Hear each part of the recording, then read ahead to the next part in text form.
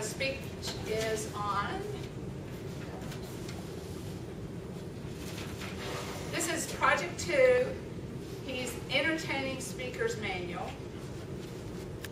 He said, if you ever have been on an airplane, then you know that sometimes the grammar at the airport can be, well, a little bit different.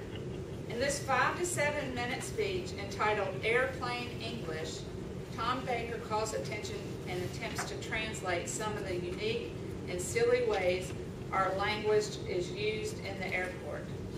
Would you please welcome, where'd he go? It's on deck.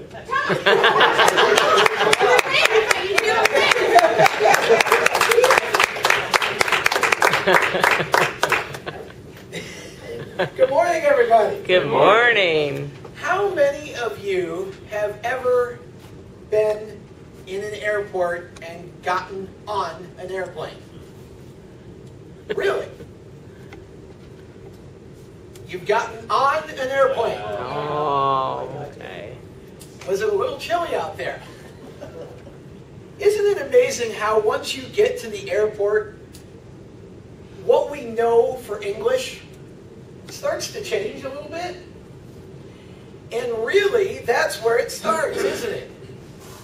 When you get to the airport, you get to the gate, what's the first thing that they tell you they're going to do? We're going to begin to pre-board.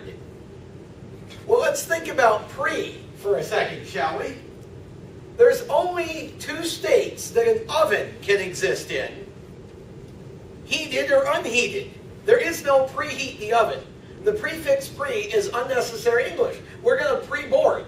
So apparently, we're going to get on before we get on. Okay, so now they get on the plane. No. That's Evel Knievel's job. I'm going to get in the plane where it's safe and I have a seatbelt. And this becomes the next point. Now we get in the plane and we sit down, and now we have a safety lecture. Well, this is a special time for those of us who like to pick on English. Because the very first thing they do is teach you how to place the small metal flap inside the buckle. In other words, buckle your safety belt. Most of us have been doing that in a car since we were 10, but they're going to take 2 or 3 minutes to explain the inner workings of a belt buckle. Now, as the safety lecture moves forward, here's what's interesting about where this goes is now they're going to talk about changes in cabin pressure. Doesn't that sound a little bit like the roof coming off to you? I mean, in the event of a change in cabin pressure. Well, in case the roof flies off, here's what you do. An oxygen mask is going to drop from the roof above you, and make sure that you put yours on first before you help others. Now, we're all Christians here. We're taught to put others first. But in this particular situation, I think I'm going to be just a little bit selfish. How about you?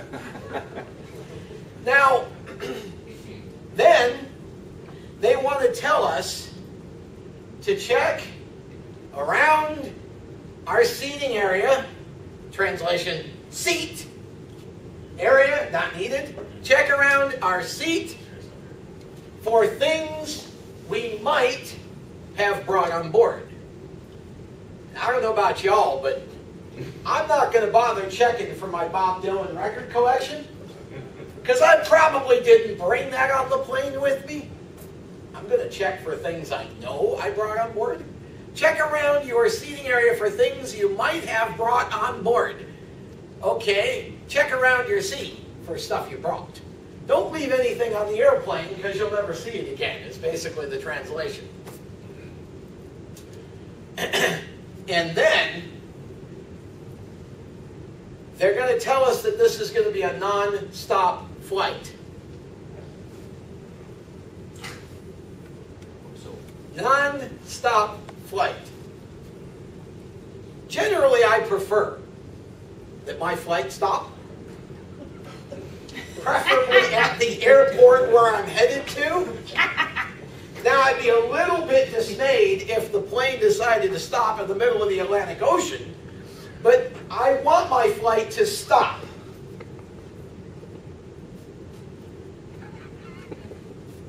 Now we're landing. And this, for me, is the best part of the whole airline experience, because the stewardesses are always so friendly and so welcoming.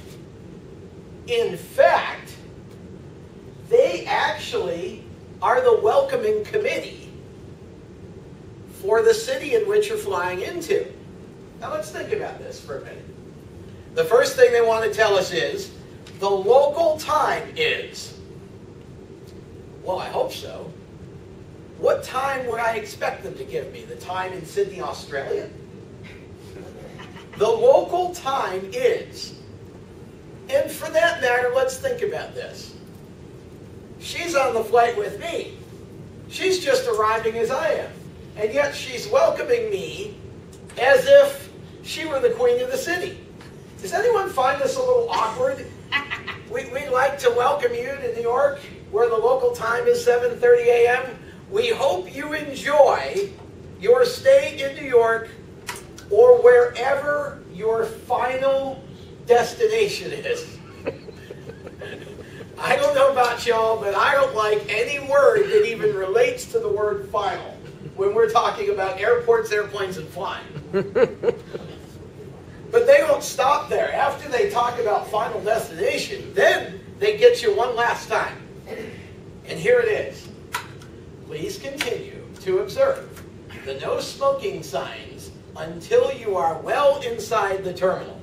Now, there are a couple of issues with this, because first of all, the minute I walk outside the airplane, I can't see the no smoking signs anymore, and here we go again, terminal. You think, great, I'm off the plane, no more funny English. But if you're at the Charlotte airport, there is, because they have those little funny motorized walkways. It's amazing to me that people get on those things and actually walk, but that's not my point. Here's my point. At the end of the walkway, there's a big sign that says, walkway ends. Please prepare to step off. Yes, sir. I'm ready. Here's my suggestion, folks. If you're going to go to the airport and get on an airplane, please remember to go to the terminal snack store and pick up a copy of Airplane English Translations. The book will be out next year. Thank you very much.